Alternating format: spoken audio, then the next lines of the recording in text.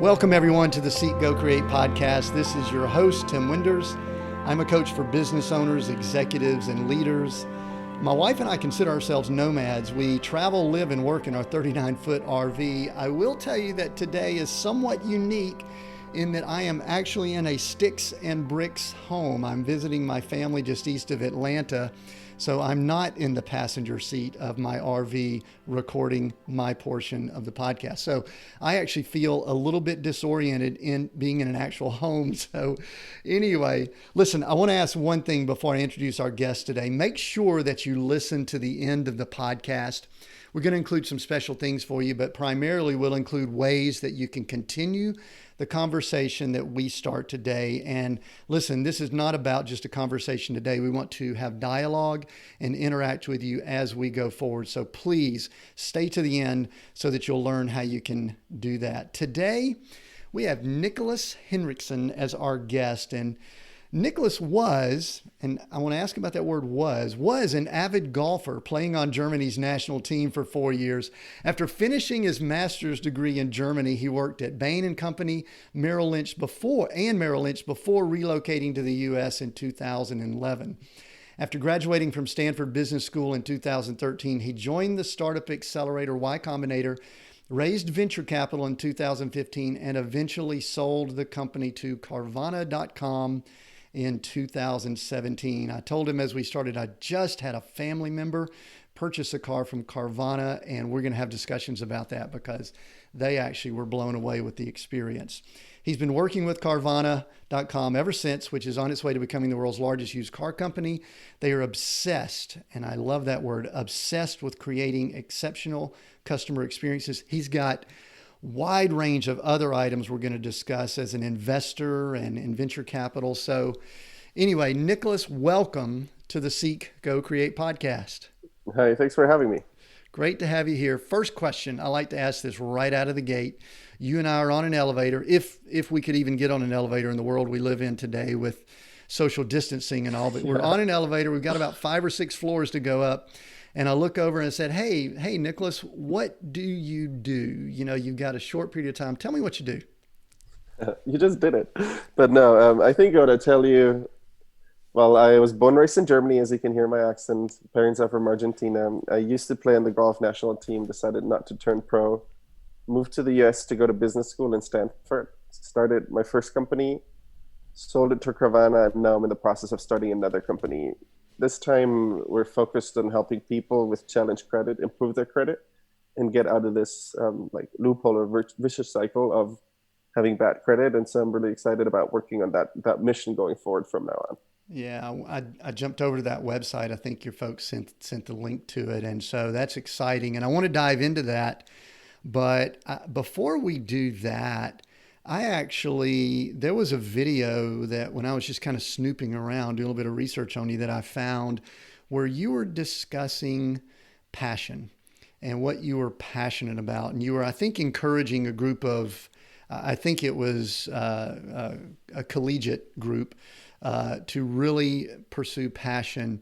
And what I'd love for you to do is, first of all, tell us what you're passionate about. You know, we had some great words in your bio that you're obsessed with exceptional customer service and some other things there. But what are you passionate about? And then I'm probably going to follow it up and ask you to kind of teach us a little bit about what passion means, like you did in that video. Okay. Well, I feel flattered you'd see that video. I didn't think anybody would ever see it. So I appreciate you taking the time. Let's start with what I'm passionate about. I think it changes over the years. I really loved playing golf. Like, I didn't do it because I had time or it was my friends. I just really fell in love with the game. It's such a challenge. You play against yourself all the time. So if you play a tournament over 4 days, you think you play against the other players. No, you're constantly playing against yourself.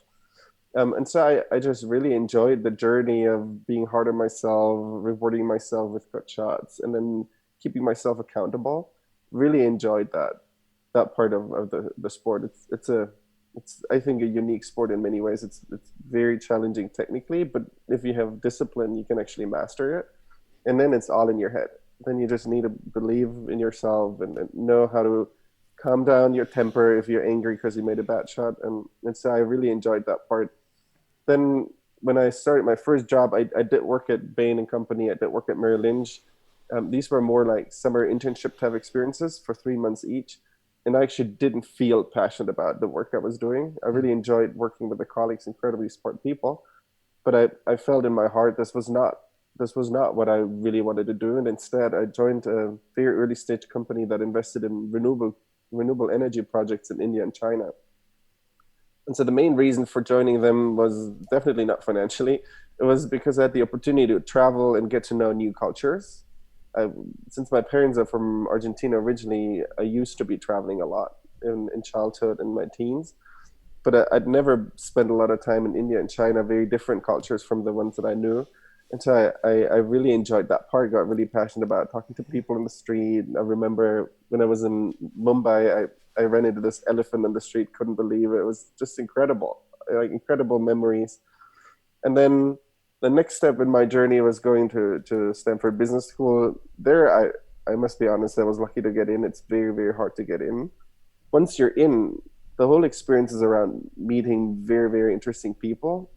And so what I realized is there were really two different types of people. There were some people who were specialists, like people who just nailed one specific topic or one specific, be it a sport or be it like working for an NGO. And I'll go into a good example in a second. And then there's more generalists. And I recognize about myself, I'm more of a generalist. Like there's nothing I'm particularly good at. Which makes it really hard when you want to start a company, because usually big companies are built out of problems you face and things you feel passionate about. And so part of the motivation to move to the US, go to Stanford, was to go into tech, start another company. And I got actually really frustrated with the 2 years experience in business school that I just couldn't find the one thing I care about enough to start a company. And it was when I ran into my now good friend and former co-founder, Chris Coleman, when it clicked, because he is incredibly passionate about cars. Like he loves cars, total car nut. His first car was a DeLorean, you know, the one from Back to the Future with these doors. So that's passion. If that's your first car, and he bought it wrecked on Craigslist and fixed it up with his dad. And so what I learned about myself and what I think is true for all these generalists out there is, if you don't know exactly what you feel passionate about to make it worthwhile spending your time solve your problems, just orient yourself and look at the other group of people who are very, very narrowly specialized in something, on a hobby. In my case, it was Chris being on cars, and just spend time with them, and you'll realize that they have insights that you don't have, but they often lack the ability to get going.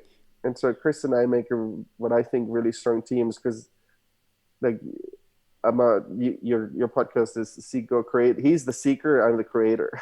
Oh, cool. Or maybe go and create. He seeks and he has all these, he's so curious and knows everything and reads everything. But then when it's about to get going, that's where my strength comes into play.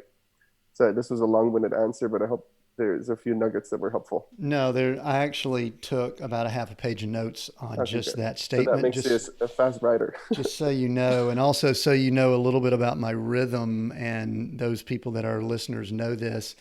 I usually spend some time researching, and I write out all these really cool, awesome questions. And then we usually start, and 5 minutes in, I've got these notes that usually take us in different directions, which is cool though. I like that flow. So there's a couple of things that I want to pull from what you just said, and maybe even go a little bit deeper. Because here's the first thing that came to mind when you brought up the specialist versus generalist. I think it was Malcolm Gladwell that wrote the book Outliers, that talked about the 10,000 hours that someone's supposed to do something. And, you know, we give examples of Tiger Woods and people that just start at something when they're 5 years old, and they just do it until they're at a level that is unsurpassed. I was never that either. I have so many interests, so many things that I love, maybe things I'm okay at, maybe some things I'm better than okay. Maybe I think maybe we're delusional too, you know, but really I love the breadth of a lot of things. Well, a couple of years ago, I read a book by David Epstein called Range, which is the antithesis or the counter to Malcolm Gladwell's Outliers. And Nicholas, he talks about Roger Federer, who basically started playing tennis when he was a late teenager. He's very involved with the fashion industry, with the design, and he's very well read in a lot of areas. He's great at tennis, world class, obviously, but he would be the counter to that. And so to me, I think you and I fit in that range. We have this, I don't know if it's curiosity. I mean, are you curious about a lot of things? I'm, yeah, ridiculously curious. I ask all these questions. My friends get annoyed. Yeah, you ask a lot of questions, and I also don't stop. Yeah. they're not antagonistic. It's because you truly want to know about a lot of different things. Correct? Yeah, yeah, that's true. It's so I don't know the second book. I took a note, I'll read it because I'm fascinated. Outliers is such a good book for two reasons. A, the 10,000 hours. 10,000 is like it's hard to grasp what type of order of magnitude. That's more than a year has hours. And a year usually you sleep at least half of it or one third of it. So it really requires dedication. And funny enough, I believe I haven't counted, but I could imagine that I got close to 10,000 hours playing golf. So I don't think it's universally true that I didn't have like this narrow-minded focus. What I do believe though is from then on, like now that I need to ask myself, or I want to ask myself, what's a topic I want to spend my time on? That's where it becomes a little tough. And that's why it's really helpful to have Chris, who 100% has spent 10,000 hours on thinking about cars. Yeah. And then we get a question like, give me your elevator pitch, or what do you do? And I do lots of things. Yeah, I do a lot of things. That's true. Yeah. But I mean, that's not a bad thing, because I think we need the self-awareness to know not really where we fit, but what does drive that passion in us. What are your thoughts on that? Agree. I think, well, you can't change the way you are, right? You can work on yourself, you can get marginally better and find your blind spots and make sure you're aware of them. But you can't add $10,000 of passion to a specific topic in your past. Like the only thing you can do, you can have it in front of you and then spend time on it. So don't force yourself. Like, don't be hard on yourself. I caught myself during business school being hard on myself, that I just didn't know which direction to go. And I felt like I might not be a good entrepreneur. And so what I needed to find for myself is I'm just not that guy. Like, I'm not the guy who has these deep rooted hobbies. This one thing I'm so excited about to spend all my life on. But I don't actually think you need that. I think you need somebody in the founding team to have that passion. Right. Yeah. Someone like a Chris who it's cars. Exactly. He's Yeah. always going to be in that car space, it sounds like. Yeah, 100% for the rest of his life. He was, for a little context, he went to McKinsey. No, he wanted to become so he went to MIT undergrad, studied mechanical engineering, wanted to be an engineer at one of the Formula One companies. And so he actually looked into the space and realized, well, if I did that, I would like do research on one screw, not on the vehicle. Like, I want the big picture. And so he went to McKinsey thinking that he could like jump into, use it as a springboard into like a managerial role in a car company. Ended up working for McLaren in the UK, like indeed a Formula One company. Between first and second year of business school, didn't enjoy, he loved the product, but building business is just not a great business. Building cars isn't a great business. And then he was like, found this dilemma. I really love this, but I don't think this is the best use of my time. And so that's how we ended up starting our company, where we started, believe it or not, helping our classmates sell their used cars. Really? So it was to fill a need, which is people asked us very explicitly. Yeah, they asked Chris. Of course they asked Chris, because he knows everything about cars. So naturally, if you need to sell your car and you just have these 400 new friends that you met at business school, obviously you'll ask the car guy, what should I do with my car? Yeah. And I happened to be right next to him when all these questions came, and I was confused. And Chris like, should we just sell those cars and see what happens? I thought that's crazy. Yeah. And so we ended up selling our classmates' cars. We detailed them the day of graduation, took photos, listed them on Craigslist, went on all these test drives. And yeah, that's how we started. So I know it had a big impact on your future, but you mentioned being frustrated at Stanford Business School, and probably because you were seeking out where you fit and how you interacted. But would you do that again? And with the mindset that you have now, would you do it differently, I guess would be the No, thing. I was frustrated mainly with myself that I Okay. just couldn't find what I want to work on. And I felt like there's all these brilliant people around me. Everybody's starting companies. What's wrong with me? Why don't I have this thing that you need to start a company? That was the frustration. Business school was an incredible experience. Yeah. You go into it with very different expectation than you go out of it. I went into it as, yeah, I want to, I so I get caught up in details quickly, or that's what I used to. If you work with me now, you'd be surprised, because like I was had this high level of attention to lots of details, but spend a lot of time in spreadsheets. Uh-huh. And so one of my objectives was like, see the bigger picture, see the forest, and not only the trees. And so I feel like business school taught me like that lesson, and it made me be, which that I think is important for an entrepreneur. Like you look for step changes, you look for big differences, not small improvements. And so I feel like I learned that while in business school, talking to my classmates, because most of what you learn, you do learn from your classmates. They have these incredible backgrounds. And so, yeah, that helped me find the big picture, if that makes sense. Yeah, it does. Absolutely. And another thing you mentioned earlier that triggered it, when you were first talking about passion, you mentioned travel. You Yeah. talked about being on the streets of Mumbai. I've been to Mumbai. I actually have some clients that are in Mumbai, which You do? I is love really, that city. really cool and fun. That's a very interesting country, interesting part of the world. Yeah. I have this theory. My wife and I have been traveling essentially since 2013, All over and the US? all over the place. We actually spent a good bit of time in New Zealand and Australia, and kind of lived there for Incredible. around 9 months, and then traveled around the U.S. And then about a year and a half ago, moved into an RV. And so we actually believe that we're in the perfect social distancing lifestyle and You are. situation. You are 100%. I actually just went to Yellowstone. Chris and I, after we left Carvana 3 weeks ago, he and I rented a little cabin near Yellowstone, and then we drove up there and just took a week off. Very Nice. socially distant. Yeah, and how was it up there, especially with all that's going on? Because our son is actually traveling and going to be trying to get up that way. He loves Jackson and the Tetons and Oh, all. yeah, yeah. So that we went to the Tetons. So when we got so lucky, because when we arrived, the park had opened a day or two before. Mm. And so all the international tourists aren't there. So as you can imagine, there's not a lot of people, but there's a lot to see. You can spend literally going straight down the road 3 hours in Yellowstone. You're still in the park. It's so big. Sure. From Europe. You're just not used to the scale things can have here. So a few things that you've mentioned. You mentioned that you're a generalist.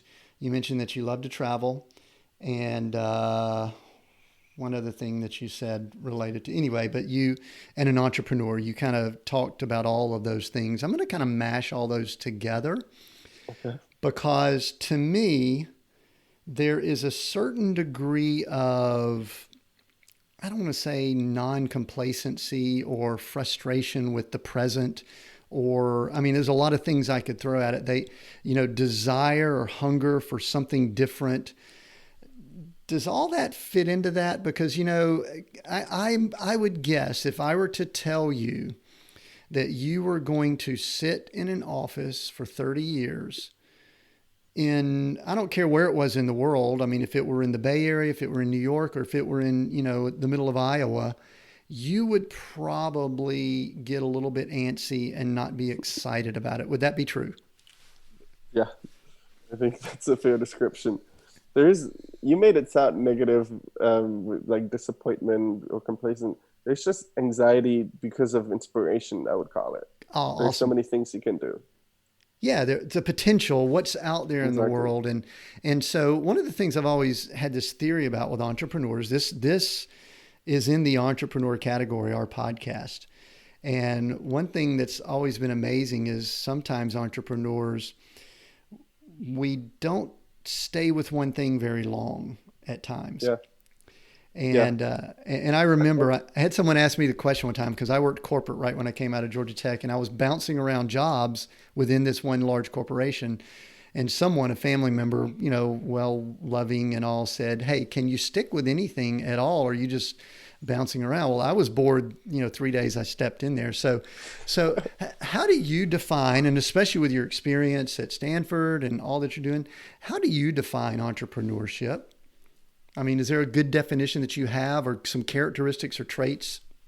Um, like, I don't think there's a unique description, because if you look at all the entrepreneurs, they're all very different. It's like they become very strong opinionated. So like think of Elon Musk, or think of Mark Zuckerberg, or think of all these entrepreneurs, they come across as very like having strong opinions.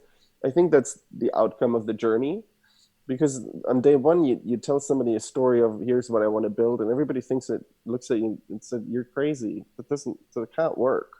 And so the journey of an entrepreneur is to just not take no as an answer ever, because the second you do, you just agree that the status quo is ideal, which I don't think it is ever. And so entrepreneurs don't take no as an answer. They're, I think, frugal people. They're willing to hack things together. They're not ashamed. They're not embarrassed putting products in front of people to test whether they work. And then I don't think they say they disagree to everything just because of the sake of disagreeing. I think they're actually very smart people, understand most things are right. And I also don't understand most things. There's just this one insight that I have that makes me believe that the world is this way, but should be that way. I think that's what, at least I think that's true for me. Yeah. Yeah. And that's good. Is it, and I don't want to say there is a certain degree of looking at things and thinking that it can be better. And a number of people look at things. I'll give you an example. You guys are part of a company, and I want to get into the details of the history of this in a little while, so I don't want to dive into it yet, but yeah. You're part of what I would say is a disruption in an industry. Listen, 10 years ago, if I wanted a used car, 10 years ago, there was a few that were starting to develop nationwide. But let's just say a few years back, you look through some classified ads. I'm old enough to remember buying my first car. They used to be offline. Yeah. Offline, like an actual newspaper. And I, would highlight and circle. I'd pick up the phone and call. I would go look. I mean, my first car I bought, I'm dating myself, I spent $400 for a 74 Vega. Most people on this call will not even know what a Vega is. You may not even know what a Vega is. I don't. Chris would. It was the worst engineered. It was anyway, horrible. But so you guys began disrupting, but was it a total disruption, or were you just tweaking? I mean, that's something that I always look at with like an Uber and places like that. Were they really disrupting, or are they just methodically improving upon something that's already there? Yeah. Disruption is an interesting word because it's being coined by Clay Christensen, the Harvard professor who wrote The Innovator's Dilemma. Yeah. If you were to ask me a good book to read, I would tell you that one. I think he defines there's two types of disruption: a low end market disruption, I think, and a new market disruption. Mm-hmm. One is you just take the customers all the other incumbents don't want to deal with, and you create a good experience for them, and then you just expand from there. The other one is more like product has never been sold, and now it's new and creates value. Uh-huh. Let's see, what did we do? I'll talk about our company first, and then I explain Carvana. Carvana is just fascinating and incredible. Yeah. Incredible, and I'll tell you why in a second. Our company, our conviction was there must be an audience out there that is willing to buy online, because if the people exist, then there's a more affordable, a cheaper, quote unquote, way to get the cars to customers, and so we can offer cars cheaper. Mm-hmm. Like in our case, we advertised vehicles that were not in our inventory, but in the inventory of institutional sellers, be it leasing companies or rental companies, straight to the consumer. Usually they go through a wholesale auction to a dealership and then to the consumer. And we thought if we find an audience that buys online, they can have access to these cars. Hence, cars will be cheaper, and then you'll create a flywheel. And so that was true. That was true. That was particularly true for two types of audiences: people who were not emotional about a car purchase because they couldn't test drive, And these were Uber drivers, Lyft drivers, people who just knew exactly what they wanted and they wanted to pay the lowest price for it. Well, on the other audience, and this is something we tapped into without realizing, this was just serendipity, people who lease vehicles. And then at the end of the lease, love their vehicle, but the residual value, so what it would cost to buy the car, is much higher than what the car costs in the retail market. So in our case, and again, we didn't notice that until, like with hindsight, it made sense, but we didn't notice when it happened. There was this Nissan Leaf, this first electric vehicle that was sold in a large scale. Mm-hmm. Nissan needed to sell them, and the way OEMs can promote sales is by offering really, really attractive leases. So the lease for the vehicle was probably $150 or so a month, or maybe $200 a month. And then after 2 or 3 years, the car has a residual value for which you can purchase the vehicle. Mm. But since these lease payments were so low, the residual was very high. And then for people who didn't buy the vehicle, these vehicles would all end up at what's called the wholesale auction, the marketplace where dealerships buy their vehicles from. Sorry. And since the market was flooded because nobody bought these cars, the prices to buy these cars from wholesale for me as a dealership were incredibly low. Right. And then if I offered these cars directly to consumer, the difference was the first person to buy a car from us was a 65-year-old person, completely different than we expected, who had a Nissan Leaf on a lease, was offered to buy it for $20,000, and we were offering them for $14,000. And so he bought almost the identical car from us with lower miles. And so these two audiences were people who were willing to do something that nobody else was willing to do, buy a car online.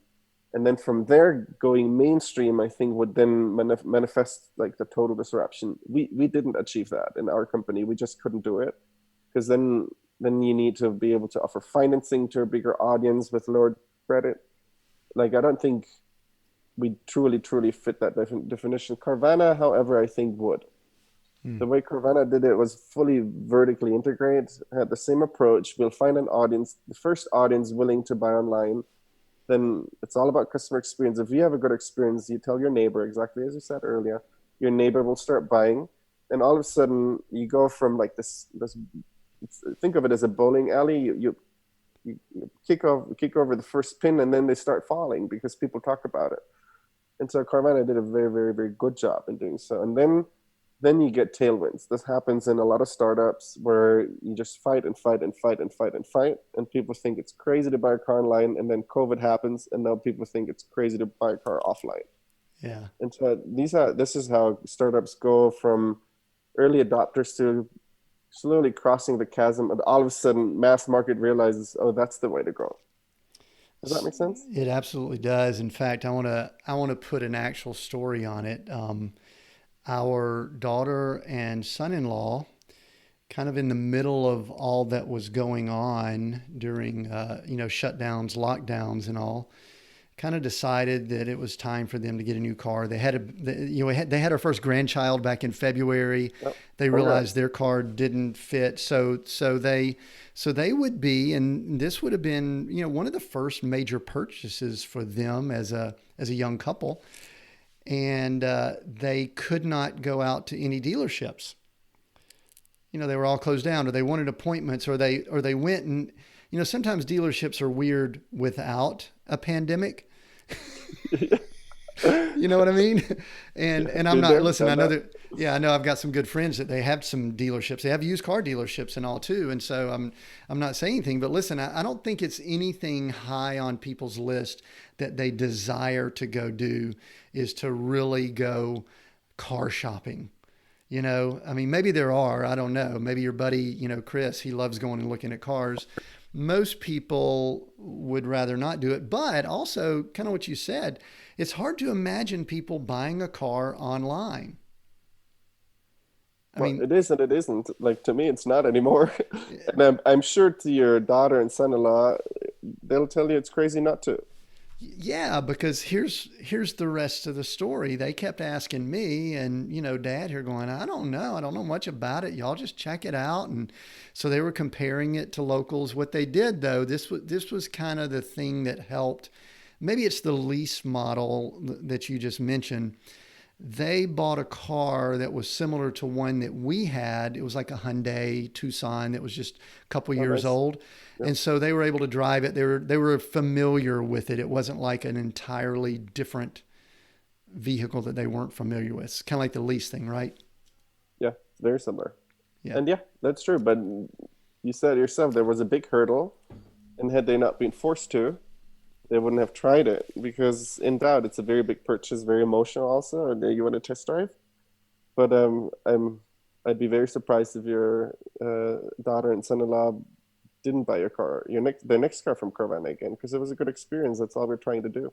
Oh, it was fantastic. So she went ahead and, pushed by after she went through the process. And she kept saying, this is such an easy process online. Of course, there was not a car there yet. And a few days later, flatbed truck. In a one holler, yeah. Yeah, flatbed truck shows up and there's the car. And she goes, wow, it's actually more impressive than what we kind of thought, clean and all that type thing. And I said, well, listen, why don't you schedule an appointment at the dealership to get it checked over during your 7-day period? So this is the best part. And I think you guys will dig this. They went to the Hyundai dealership. This was out in Colorado Springs, and pulled in, of course, had the Carvana tags on the front and back, I think. And the manager of the service department came out kind of chuckling, said, oh, Carvana, huh? And he says, you need oil change? What do you need? We need to check it. He goes, well, we just got it. We just wanted to check it out if we need to pay something and all. So anyway, the manager of the shop came out and said, this car is in fantastic shape, excellent condition. Oil doesn't need change. Everything's good. Tire, everything is in great shape. And so they walked away with an absolutely phenomenal experience. And like you said, not only are they going to do it, but I just, on my podcast, to who knows how many listeners, shared the story. So that's why it's important to be obsessed with customer experience, because then Tim talks about it. Yeah. So how have they captured that customer experience? It's one thing, everybody talks about customer, but, in your intro it says, obsessed with customer service. What are some of the things that, we've got a lot of business owners here. What are some of the things that they tapped into, and what are some things that we all can learn from that? I'm going to give you all my personal opinions. I think that's also what matters much more. And I'll tell you what we did wrong.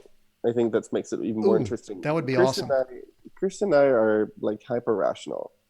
We looked at the car market. We're like, okay, so there's, you as a private person, you own this lease, you give it back to the dealer. It actually is part of the OEM family now. Now it gets to go to other dealership, physically be transported, go to the wholesale auction, go to the next dealership, and then go to the customer. Like, there's 10 steps, literally 10 steps, a lot of them physically moving the car. That just doesn't feel efficient. Right. And so we said, if we figure out a way to cut out more steps, make it more direct, the transaction, the most direct transaction would be from private party to private party. That's how we started. The problem is you have two individuals who don't understand cars that well and prices, and so they have very different expectations. Peer-to-peer, very hard to make work. But there's institution to peer, so we can skip the wholesale auction and the dealership, which also means transporting the vehicle twice and paying two institution money. And so as a result, the math worked out. We were able to offer cars cheaper. What we ended up doing, we listed these cars on, same as you mentioned, classified. Now there's the online version of it. Yeah. And as a result, as you'd expect, most of our cars were the first one in the search results because we were priced cheaper and the consumer sorts by price. And so our conviction was, well, our job is done. Now we just sit down and wait. People will call us. And that was true. We were getting a lot of calls, emails, and text messages, much more than any other dealership we knew, because our price was low. We were always first in the search result. What we underestimated is the emotional component of a car sale. Right? And admittedly, like, I would always catch myself making a mistake again, and so I'm glad I recognize that. A car purchase is incredibly emotional. Like, you need to speak to people's emotions and not only price. It all starts with price because that's how you get the quote unquote lead. But then you need to really understand the situation of your daughter. She had a kid. They need to go to a new car. There was the pandemic going on. Like, there's so many things going on. And so the most important part, I think, once you have a product is understanding the emotions of your customers. And I think Carvana did an exceptional job doing that. Right. So I may not know how they did that because I didn't go through the process. How does one, all right, so you guys very rational, which truthfully I get. That's kind of Yeah, my, that's how you would think. Yeah. it's very rational. Come on, but it Literally doesn't come really. on and people don't do it. The way the journey starts for Carvana is usually like there's multiple marketing channel, but I think the one that at least my friends remind me of all the time, TV ads. And so the TV ads are just exceptional. The team creating them is exceptional. I love all of them. I'm so impressed. I wish I could think like these guys think. They're incredibly creative, and they're exactly the other, like the counter thinking of me being hyper rational. They think incredibly emotional. They've been in the industry for a long time, and they're creating TV ads that just really seem to resonate with our customers. Yeah. If you guys didn't go through the acquisition with Carvana, Yep. with your company, have you thought through maybe where you would be now? Could you have pivoted? Could you have made that adjustment at all? Good question. Yeah. So for a little more context, we started a car business, like a heavy operational business. We were selling around 150 cars a month. Hmm. Um, that's meaningful in a certain, like in a small geography. So compared to other independent dealerships, that wasn't bad. That was pretty good. Um, we just didn't think we can get to scale, and so we built an operational business. What we ended up selling was a team and software. Okay. And so what we ended up selling was very different than when we started out. What would we have done if there hadn't been an acquisition? Chris and I actually had fundraising conversations. And so we dual tracked, triple tracked multiple options. One would have been raise more money and then either iterate on the value proposition or figure out something else that we could do. And interestingly, and this will make you laugh, one thing we looked into was helping customers with bad credit get out of bad credit. And so Mm. the reason I'm saying that is if you go to the dealership, what usually happens is you negotiate on the price on the car.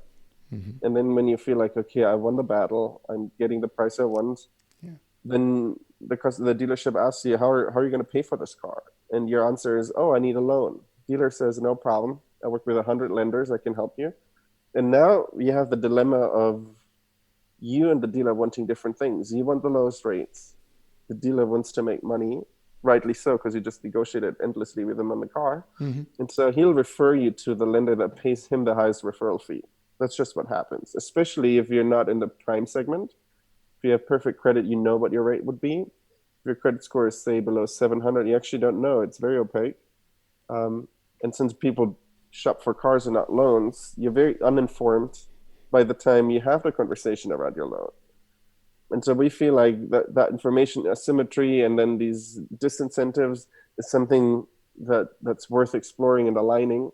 And the first time the idea came up was during the process of potentially selling our previous company. And so now, for more context, fast forward, Chris and I left Carvana 3 weeks ago, and that's exactly where we start off. Ah, Like we want to help people with bad credit, challenge credit, get out of the hole because they're making these really high payments on their car, although their credit might have already migrated to a more positive one. right. And for refinancing, that's the first help. But then all the car ownership expenses, be it insurance products or gap insurance, which is an insurance product you buy, or warranties, all of these products, like you want to constantly adjust that to your needs. And there's nobody out there that does it in a digital way. Right. So one of the things that it appears that you have done with at least these models is filled some gaps. There were some gaps that were identified, but it's also interesting. I'm always fascinated by the journey that we go on Yeah.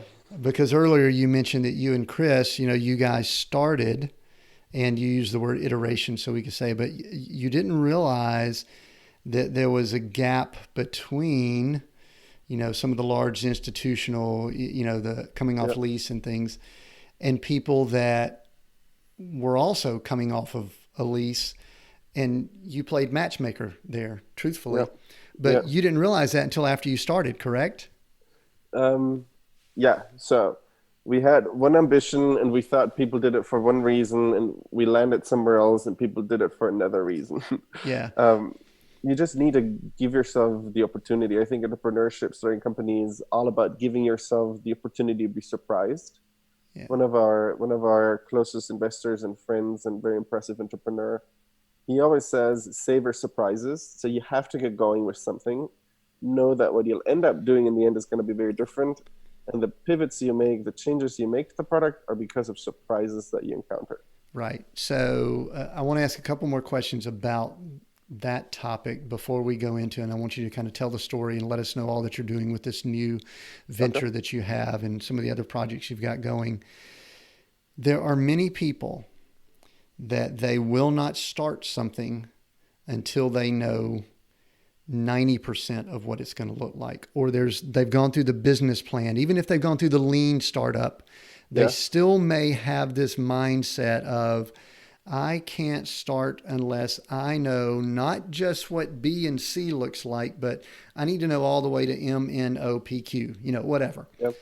Yep. And I'm guessing, if I'm wrong, you tell me, I'm guessing you guys had a business plan, but you pivoted fairly quickly.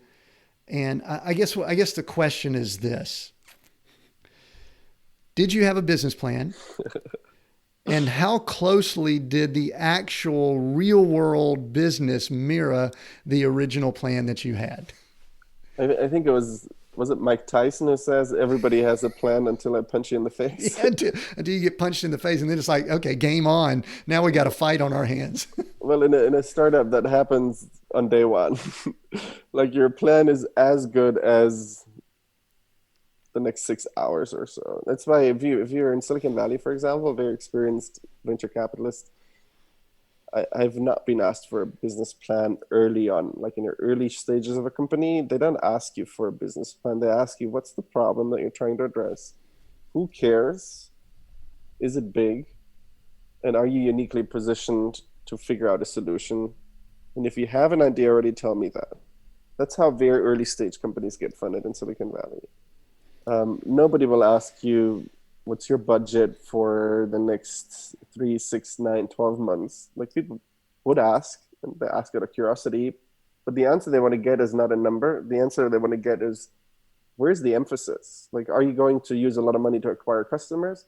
If you have to do that, might not be as good of a business as if it's something that can virally grow. And so they ask you these questions in order to understand how you're thinking about the business, and less so around, do you know exactly what you'll do the next 3, 6, 9, 12 months? Because everybody knows you just can't impossibly know. The best example that I love mentioning is, I forgot his name. We can look him up. Do you know the company Slack? Yes. The messaging app? Yeah. So the founder of Slack, first company he started was a gaming company. He pivoted and started Flickr, sold it. Yeah. He then said, this time I'll start a gaming company, starts a gaming company, pivots, ends up selling Slack or going public with Slack.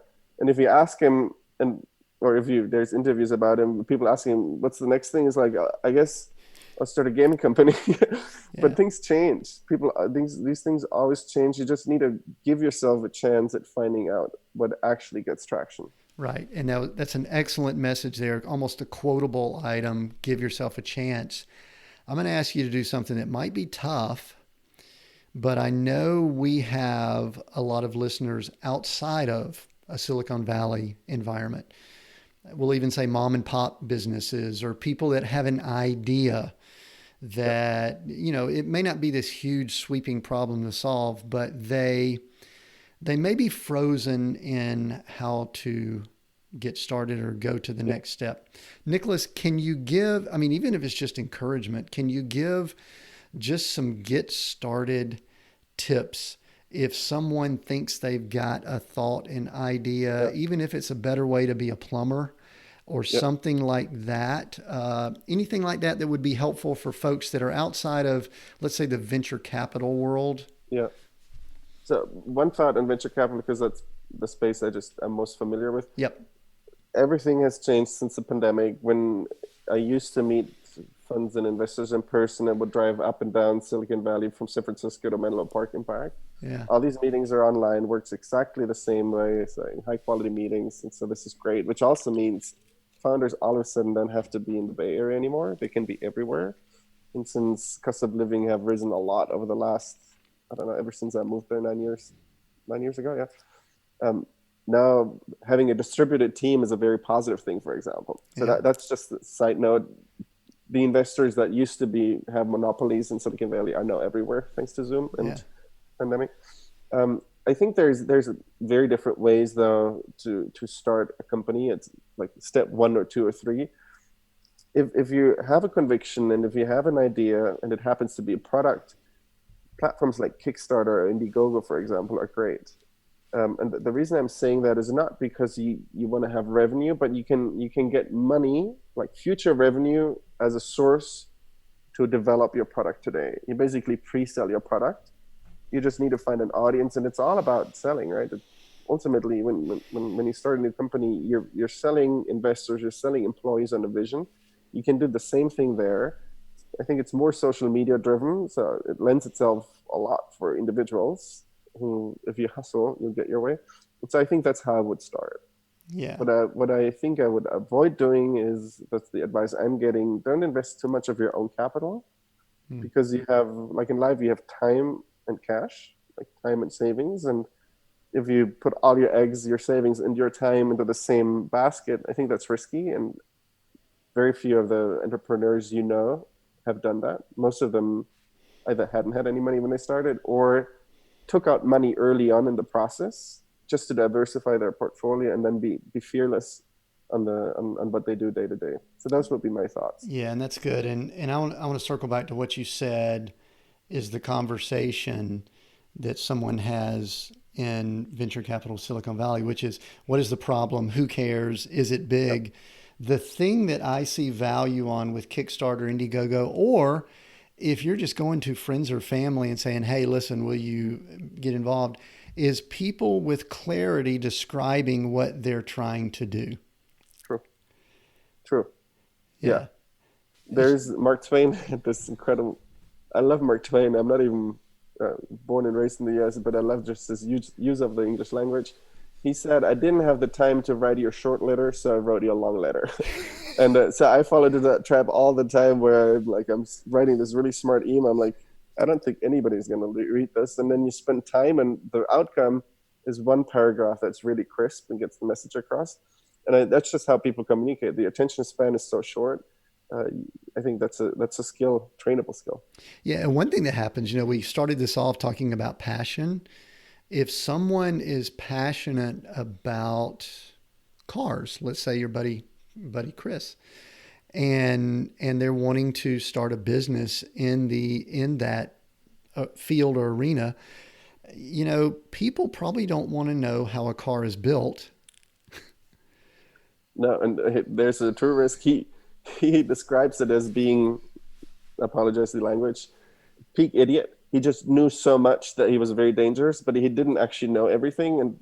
And so if he was here, which would have been really fun, he says he was so humbled in the first months or a couple of months after we started because he thought he understood the space and then realized he didn't.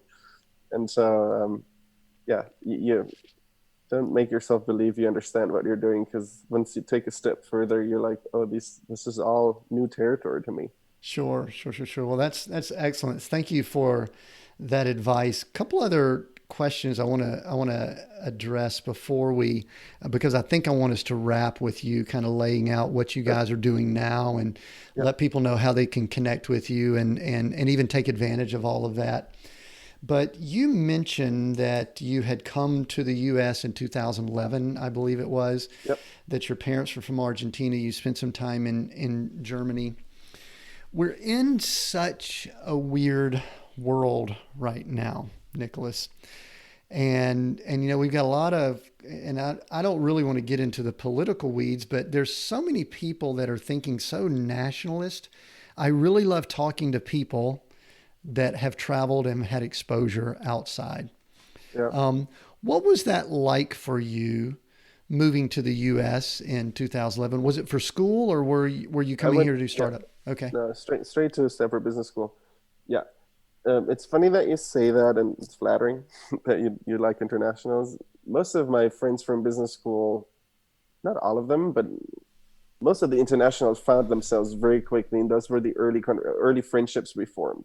For example, we first year business school, we live on campus. Second year, you find houses nearby, and we found these 4 houses super close to each other, fitting 4 people each. So there are 16 people from 13 different nations. So a very, very international group. Yeah. And so I think the reason being is that, like, the reason I enjoy traveling is because you just get to know new cultures and perspectives, and you have a conversation and you about a topic that you've had the conversation 10 times with your friends at home, and all of a sudden in a new country, maybe even a new language, which makes it even more fun. Yeah, and people add angles that you haven't even thought about. Like, they have problems that you haven't thought about. They have like cultural aspects that you haven't thought about because you just didn't know. And I think it creates some curiosity. And when I talk to internationals, I feel like even small talk conversations go quickly much deeper into, hey, tell me, what have you learned? And then you also listen. You learn to listen. Yeah. I'm not saying Americans don't listen, but I felt like internationals don't start out with a pitch. This is me. Like, that's why when you asked me the elevator pitch, it became really uncomfortable. Americans are trained to do that, and they're exceptional doing that. They come across as so confident, which is awesome. I wish I came across that way. But then I think to go from there to past small talk, I always struggle a little bit. Yeah. I found my ways, and I feel really at home, and I have the green card, and I'm lucky to be here, and I'm happy to be here, and I'm not planning on leaving anytime soon. But there is a little bit that dynamic where, like, how do I get to know the person in front of me? Because right now I'm just seeing this picture perfect person, and I don't know how to maneuver myself around it. Versus internationals who tend to be humble and and create transparency easier, so you can actually talk about things that I think a little bit deeper, if that makes sense. Yeah, I think it's so good too. One of the things that helped me when we traveled was just getting other perspectives. There's a big world out there. There's a lot of people. And in general, people, they want their families to do well. They show love to people. They like being loved. We like being, and I do think, and I think this is actually shifting. And listen, I've lived sort of in the United States most of my life. I think there's a little bit of a shifting. I don't know if the United States is being humbled or what. I just think, like you, there is so much value to interacting with people that have a different perspective. Yeah, diversity is, I think, very, very important. Yeah, and even diversity, we're in a time as we record this in summer of 2020 where, diversity is kind of relating to skin color and sex and all of those things. But I actually, and this is why I enjoy our conversation, see, to me, diversity is what goes on inside this head here, the mind. Yeah, I agree. Both dimensions are true. Yeah, and a lot of it has to do with maybe, how you grew up and where you grew up. I grew up in the southern U.S., and I kind of think to myself at times, what are some of the good things because of where I grew up, and what are some of the hurdles I've had to overcome? And anyway, that's very cool. Yeah, no, I think I still have to digest what's going on out here. It's sad, and it's not ideal. I think it's a very difficult topic also. It's a very difficult topic for the country. Like, it's not, the answers aren't easy.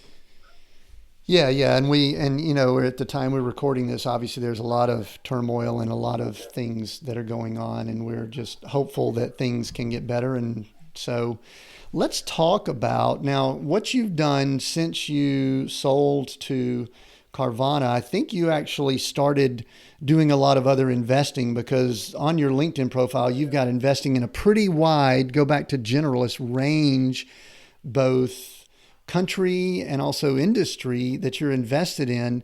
And I guess I wanted to ask, did that lead to, I know the car finance that we're going to talk about here, the digital auto finance platform, but talk a little bit about that journey that led up to this new company.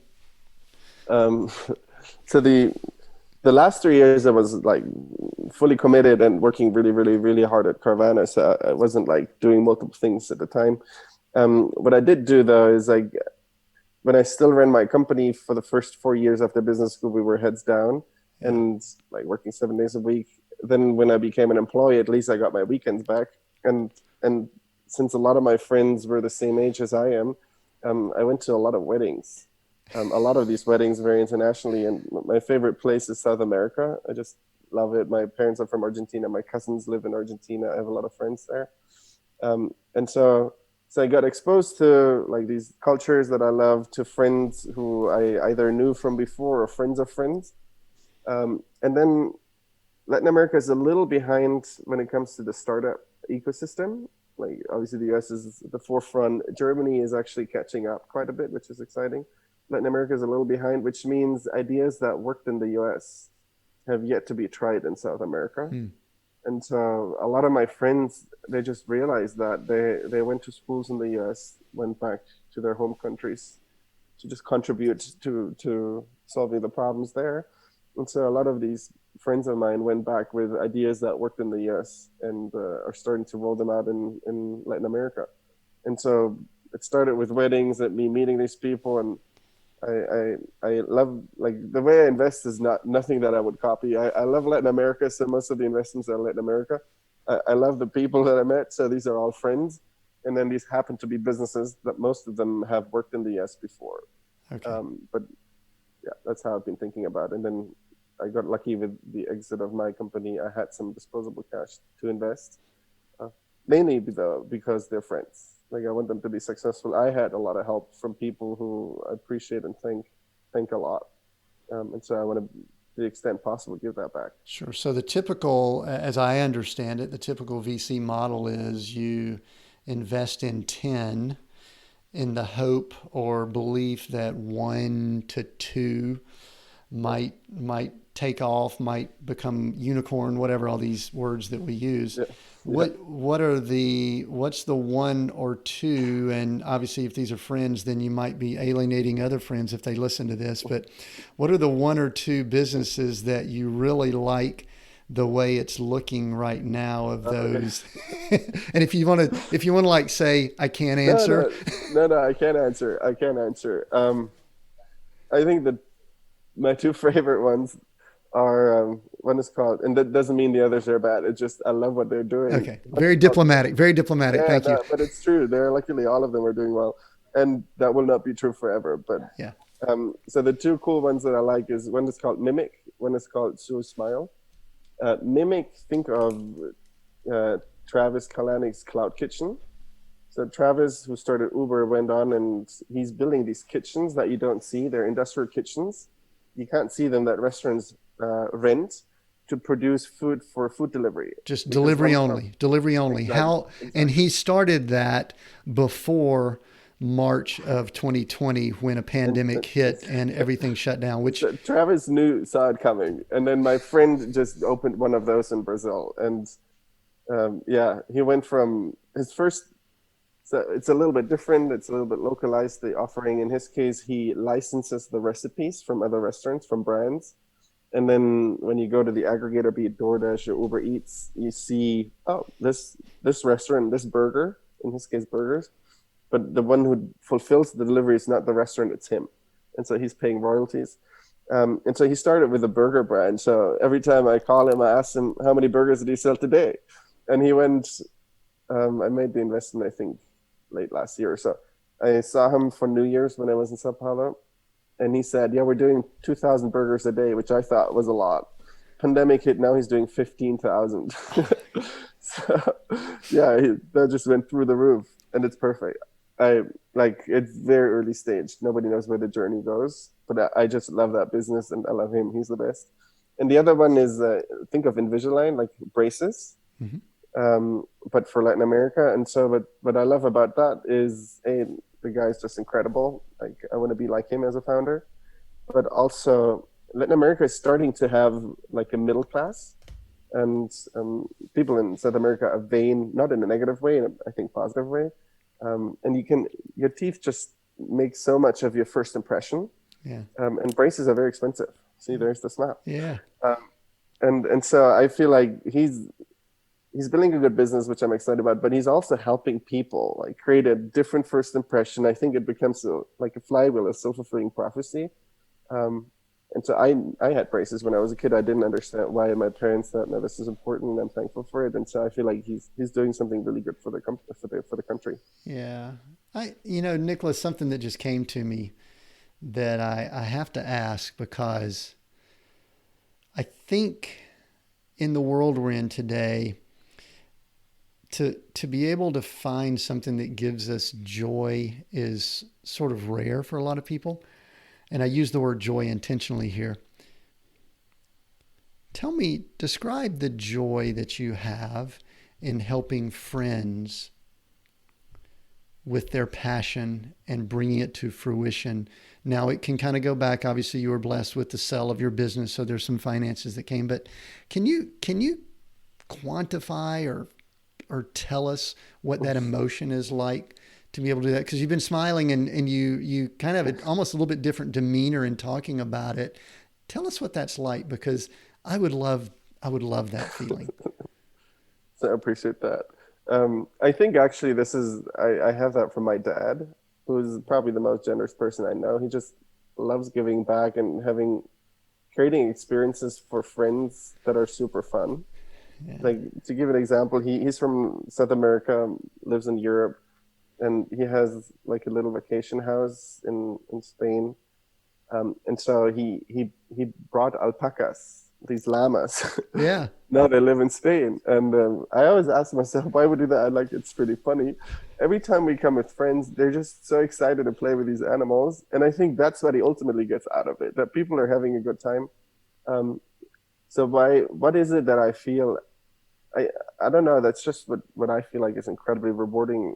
I'm lucky to have a lot of good friends. They've been really patient with me over the years when I was just heads down and busy and wasn't available. And I like the moments that I enjoy most are the ones when we bring all our friends together and then hearing their stories and hearing how they spend their time. I think, like, on the one hand, I really enjoy that. On the other hand, I'm also calling my friends out when I feel like you're doing something that's not authentic to yourself. And I want my friends to do that for me too. And they do it all the time. Because I think that's how when you're naturally yourself, you just are more joyful. Right. I think when you're forced into a role or a position where you're just not 100% comfortable, then it's hard to like celebrate it. Sure. So you're not just writing a check to help out. You're also, I don't want to say actively involved, but you're interacting and communicating and coaching. I'm a coach, so you're also, iron sharpening iron. You two are bouncing things off each other. Is that correct? So I wouldn't call it coaching, because these guys are at least as, if not more sophisticated than me. But no, yeah, we're chatting all the time, and they ask me questions. I'll ask them the same questions. Like, it's just like two people who are smart, who have different perspectives, exchanging thoughts. Like that quickly makes 1 + 1 to be bigger than 2. Well, in many ways, that's a good coach. I mean, you've got a background as a golfer. You know that many times the athlete is much more proficient at the actual item. Oh, yeah, that's true. So the coach... My coach was great. My coach is like, yeah, the technique, we've got this. And now he just kept telling me, you're so good. You're so good. You're the best one here. Just make it happen. It was all making me feel confident. But he also knew me very well, that I was like... Sure. At moments of doubts every now and then. So the big thing for me, and I actually see you doing the same thing, is what you do is you're reaching inside people and pulling out greatness or just enhancing the greatness that's already there. That to me is good coach. I don't know. You have some coach in you. You really do. There's Appreciate it. Thanks for saying that. Yeah. All right. So as we wrap up here, I usually do a couple of wrap ups with a few questions though. I want you, we talked about, and the word that you use to describe it is, as I saw on the website, digital auto refinance platform. Yeah.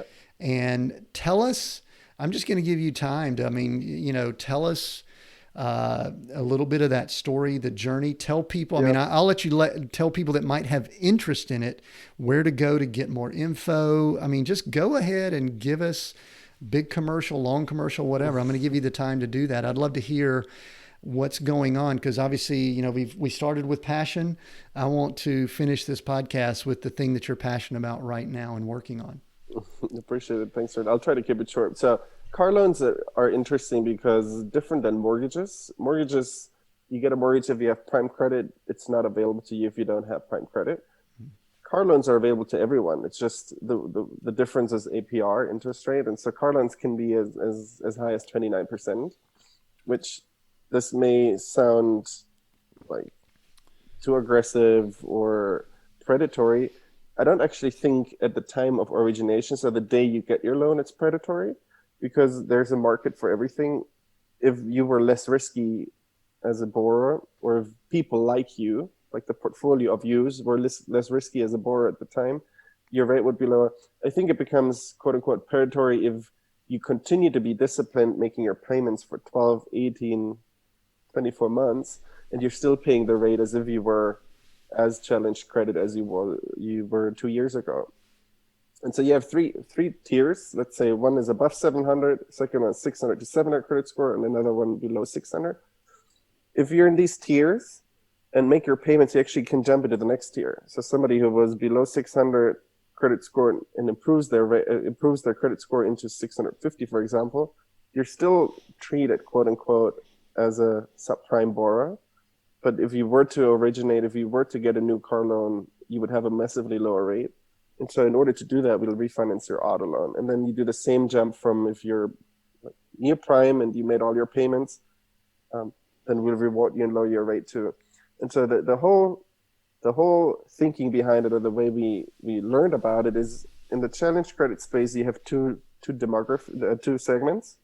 One is, we call it chronically bad credit or behaviorally bad credit, and one we call situationally bad credit. The first group is the one that we actually wanted to help first when we thought about what do we want to spend our next 10 years on. Helping people who don't understand credit better understand it. That's very hard though, because you need to teach somebody financial literacy, and that means you need to actually start very early in life. So that's, I think, very hard, and I haven't come up with a good thought yet. Yeah. The segment you can help a lot are people who were situationally bad credit, quote unquote bad credit, because you had medical bills, you had a divorce, there was a pandemic, you lost your job. Those people have the willingness to pay their loans, but for some reason in the moment lack ability, and that's why they slide down the credit tiers. And so our whole mission is to help people get out of that hole again. The angle we understand very well is car loans, because that's what we've been doing for 7 years. Mm-hmm. The mission is broader though, because if you buy a car, you sign 6 contracts. You sell a car, you buy a car, you have your financing, you have an insurance product, you have warranties, you have gap insurance. And so what we want to become long term is think of Credit Karma for auto loans or for your auto ownership, to make sure that every time you qualify for a lower rate or every time you qualify for a better insurance policy, you get a notification, one click, and we'll take care of it for you. So someone's in the system, you guys are monitoring that for them and letting them know, listen, you can lower your payment by X, or you can, so you're watching that exactly for them, instead of what in many ways the system does is it's the reverse of that. You miss a payment and all of a sudden it goes up. That's what credit cards are. So, and how far along are you, and where are you at as far as the phases of the business? So we launched, you can go www.withclutch.com, refinance.withclutch.com. You can submit your details. It's very easy. You'll start with a phone number, confirm your phone number, and then it's 2 clicks and you get a firm offer. And then at that point, we'll get in touch with you and allocate you to the best new lender. That'll be the next steps. Will be fully automating all of that, and then broadening the offering, going away from only offering refinance to tell you about all the other products where we can help you improve. And so, super early stage. It's Chris and me, and we're building the team as we speak. Sure. I think I went to the site and it kind of simplifies some things. It says, here's some of the more common vehicles that we could work with. If you have this, click here.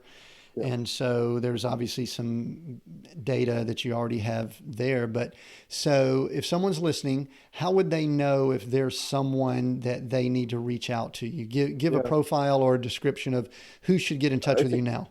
Yeah, I think everybody should try at any given time. There's zero cost to doing it. That's, I think, one thing that people don't think about. like the cost is 1 minute of your time, and then you know whether or not you qualify for a lower rate. And then we'll take care of the rest. If you want us to remind you when the time is right, we'll do that. If we can help you in the moment, we'll do that. I believe there's no downside to trying, so just try it out. It's like starting a company. You have to start. Yeah, excellent. Well, what we'll do is we'll make sure down in the notes for the episode that we'll include that link so that people can click and go online and check that out. So thank you for sharing that. Nicholas, I'm sure you and I could have discussion at length. We've probably busted through the usual time, but you mentioned website. Any other ways that people can connect with you or get in touch with you if they want to do it, however, personally, or if it's just through the company, that's fine. What would you prefer? No, of course, go to LinkedIn, look for Nicholas Hinrichsen, or look for Nicholas Calypso or Nicholas Carvana. You'll find me, connect with me. I'd love to hear what you're up to. If you're working on a new business, happy to help. If you want me to help you refinance your car loan, if you have any other thoughts and questions, feedback. If you have feedback is a gift. So I'll take it and thank you for it. Yeah, excellent. What's next for you, Nicholas? Short-term, long-term, whatever? So the very next thing is after we speak, I think I have a few conversations. I'll sit down with Chris. I'm in Phoenix as we speak, about to go back to the Bay Area to sit next to Chris, because the last time we started a company was literally in a garage. We might to move to his living room to begin with, and then figure out whether or not we want to be completely remote or not. So these are interesting questions we need to deal with the next couple of months, and I look forward to it. Yeah, that's excellent. Well, definitely keep me updated. And, as always, I don't know what I could do, but if I could help you with guys with anything, let me know. The title of our podcast, Nicholas, is Seek, Go, Create. Which one of those words says something to you and why? I think I said it earlier. I just took the question and answered You earlier. did. I think I would naturally pick create, probably. Yeah. And I think that goes back to the initial conversation we have. Like somebody who seeks and this is how I'm envisioning Chris, my co-founder. He just seeks for opportunities and seeks for these gaps that we talked about or misalignments. Yeah. Once he finds them, he presents 10 to me. Usually I'll tell him these 9 I don't agree with, this one I agree with, and then I start creating. I think in our relationship, that's just more the role I play, and that's why I picked the word. That's awesome. Yeah, you did mention that earlier. Thank you again for joining us on the podcast, Nicholas. I really appreciate you taking the time to share with us. If you would like to continue the conversation, and I really encourage you to do that, we welcome that. Go to seekgocreate.com. That's seekgocreate.com to comment on this episode, ask questions. I'll reach back out to Nicholas if it's something specific to him and see if he could jump in and maybe answer or communicate with it. You can also find us and communicate on Facebook, LinkedIn, Twitter, and Instagram. All of those places we are Seek, Go, Create. Thank you again for joining us. We look forward to connecting with you on the Seek, Go, Create podcast in the near future.